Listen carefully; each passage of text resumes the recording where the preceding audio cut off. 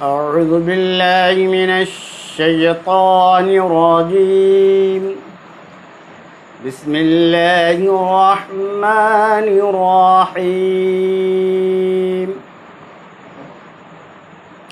واعتصموا بحبل الله جميعا ولا تفرقوا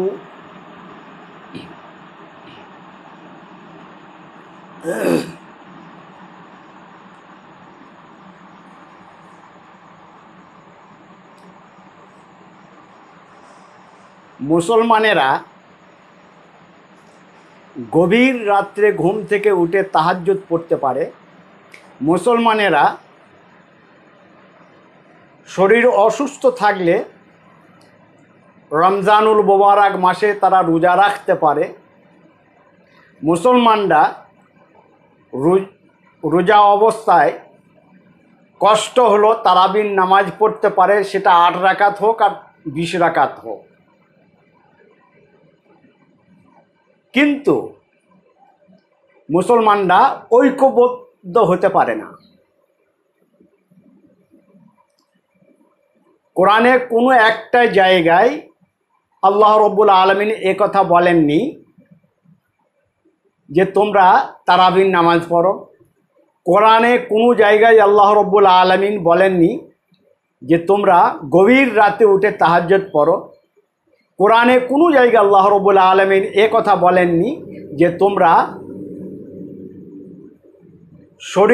তোমাদের শরীর অসুস্থ থাকলে তোমরা রোজা পালন করো। কিন্তু আল্লাহ রব্বুল আলামিন তার বিপরীত কোরআনে বারবার বলেছে যে তোমরা ঐক্যবদ্ধ থাকো, তোমরা নানা দলে নানা মতে বিভক্ত হয়ে না, তোমরা বিচ্ছিন্ন হয়ে না। কিন্তু এ ব্যাপারে মুসলমানরা উদাসীন। এ ব্যাপারে মুসলমানদের মধ্যে কোনো রকম কোনো গুরুত্ব নেই, কোনো টেনশন নাই। কিন্তু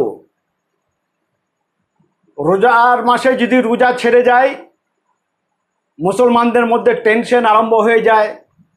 রোজার মাসে যদি তারাবির নামাজ ছুটে যায়, তাদের মধ্যে টেনশন দেখা যায়। রোজার মাসে যদি আরও যে সমস্ত নিয়মাবলী আছে সেগুলো যদি ছুটে যায়, তাদের মধ্যে টেনশন করতে দেখা যায়। তাহাজ্জুদ নামাজ যদি ছুটে যায়, তাদের মধ্যে টেনশন দেখা যায়। তারা 5 জনাকে বলা করতে থাকে আজকে তাহাজ্জুদ নামাজ আমার ছুটে গিয়েছে। কিন্তু এর কোনো গুরুত্ব নাই ইসলামে। যার গুরুত্ব ছিল, যেটা নিয়ে টেনশন উপভোগ করা দরকার ছিল, আল্লাহ রব্বুল আলামিন যে বিষয় নিয়ে কোরআনে বারবার বলেছে তোমরা ঐক্যবদ্ধ হও, তোমরা বিচ্ছিন্ন হয়ে যেও না, তোমরা নানা দলে নানা মতে বিভক্ত হয়ে যেও না। কিন্তু মুসলমানদের এ বিষয়ে কোনো টেনশন নাই, কোনো গুরুত্ব নাই, কোনো চিন্তা ভাবনা নেই। মনে রাখবেন,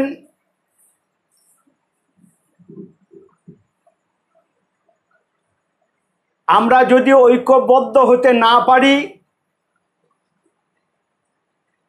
আমরা যদি একত্রিত হতে না পারি, আমরা যদি নানা দলে নানা মতে বিভক্ত হয়ে যাই, আমরা যদি বিচ্ছিন্ন হয়ে যাই, এর পরিণাম হবে মহাভয়ানক।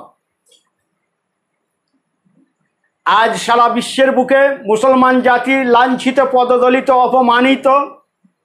সারা পৃথিবীর বুকে যত মুসলিম আছে সবাই আজ পড়ে পড়ে মার খাচ্ছে। কোনো রকম কোনো টেনশন নাই, কোনো রকম কোনো চিন্তা নেই।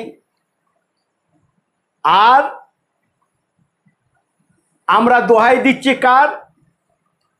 আমরা যদি ঐক্য না ফিরে আনতে পারি, আমাদের মধ্যে যদি ঐক্য না নিয়ে আসতে পারি, আমাদের মধ্যে যদি দলাদলি মারামারি থাকে, আমরা যদি মুসলিম নানা দলে নানা মতে বিভক্ত হয়ে যাই, আজকে ইউটিউব খুললেই দেখা যাবে এক বক্তা অপর বক্তার মুখে প্রস্তাব ফিরে দিচ্ছে, এক বক্তা অপর বক্তার মুখে কি করছে, থুতু দিয়ে দিচ্ছে।